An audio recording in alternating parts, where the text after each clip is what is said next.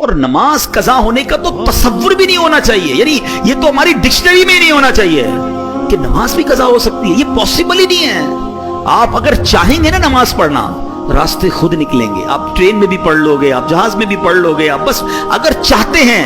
کھانا بھی تو کھا ہی لیتے ہیں نا، لوگ کہتے ہیں یار 4 نمازیں تو پڑھ لیتے ہیں، فجر نہیں ہو پاتی، کیوں بھائی؟ کہتے ہیں آنکھ نہیں کھلتی۔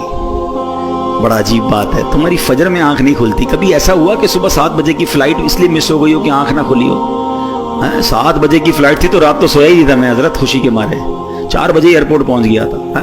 کبھی 8 بجے صبح آفس کی کوئی امپورٹنٹ میٹنگ مس ہو گئی ہو؟ اسکول پہنچ جاتے ہیں ٹائم پہ، کالج پہنچ جاتے ہیں، نماز ہی مس ہوتی ہے، آفس میٹنگ پوری ہو جاتی ہے، فلائٹ ٹرین سب ملتی ہے۔ اس کا مطلب کیا ہوا کہ جو امپورٹنس فلائٹ کی، ٹرین کی، میٹنگ کی ہے، وہ امپورٹنس آپ کی زندگی میں نماز کی ابھی ہوئی نہیں ہے۔ ورنہ کچھ بھی ہو جائے نماز کیسے چلی جائے؟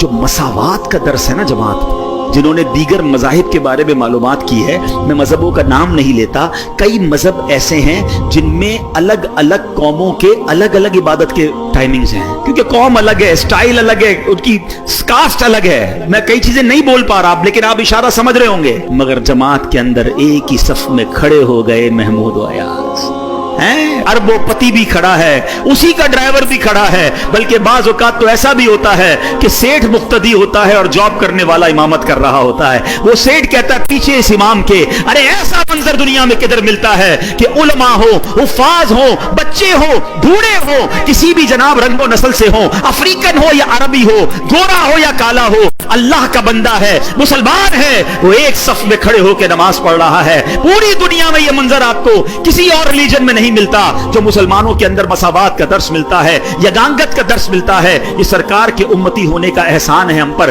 جب یہ منظر میرے رب کی رحمت ملاحظہ کرتی ہوگی، کیسی رحمتیں